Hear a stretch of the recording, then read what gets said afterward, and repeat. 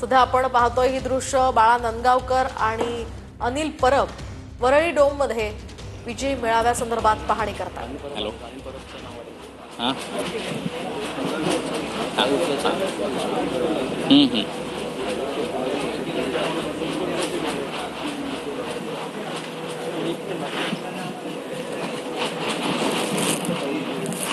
अधिकची माहिती जाणून घेऊयात आमचे प्रतिनिधी कृष्णा सोनार-वाडकर यांच्याकडून। कृष्णा, काय सांगाल? सध्या मनसे नेते आणि ठाकरेंच्या शिवसेनेकडून इथे पाहणी केली जाते, काय अधिकचे अपडेट्स आहेत?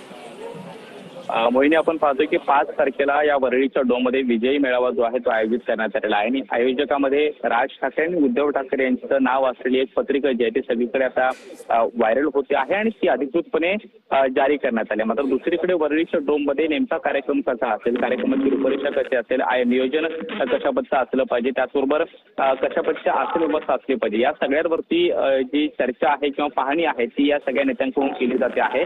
मनसेचे नेते त्याचबरोबर ठाकरे गटाचे नेतेही या ठिकाणी आता वरळीच्या डोममध्ये पोहोचलेले आहेत, ज्यामध्ये ठाकरे गटाकडून अनिल परब आहेत, त्याचबरोबर साईनाथ दुर्गे आहेत आणि इतरही काही पदाधिकारी आहेत। स्वतः आशिष चेंबूरकर जे वरळीमध्ये आहेत, वरळीमधून असतात ते या ठिकाणी पाहायला मिळतात। तर दुसरीकडे मनसेकडून आपण पाहतो की नितीन सरदेसाई, बाळा नांदगावकर आणि इतरही काही पदाधिकारी, यशवंत किल्लेदार सुद्धा आपल्याला पाहायला मिळतात आणि या सगळ्या नेत्यांकडून या वरळीच्या डोमची पाहणी केली जाते। आतमधला हॉल हा सुसज्ज आहे, मात्र हॉलमध्ये बसण्याची जी काय आसन व्यवस्था आहे ती कितपत आहे, किती कार्यकर्ते किंवा जे लोक महाराष्ट्रातून येणार आहेत त्या कार्यक्रमासाठी ते किती बसू शकतात, या सगळ्यावरती या नेत्यांकडून ही पाहणी जी आहे ती केली जाते आहे। सगळे नेते वरळीच्या डोममध्ये पोहोचलेले आहेत आणि त्यांच्या माध्यमातून ही पाहणी जी आहे वरळीच्या डोममध्ये केली जाते आहे। खरं तर बाळा नांदगावकर एकत्रितपणे काही मिनिटं चर्चा पाहायला मिळते।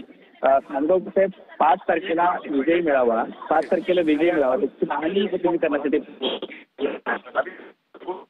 मनसेला खूप घाई असते।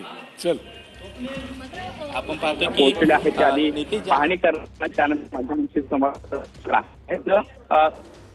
हा जो कार्यक्रम आहे तो अत्यंत भव्य असणार आणि या सगळ्या कार्यक्रमाच्या दरम्यान योग्य होणार नाही तर आपण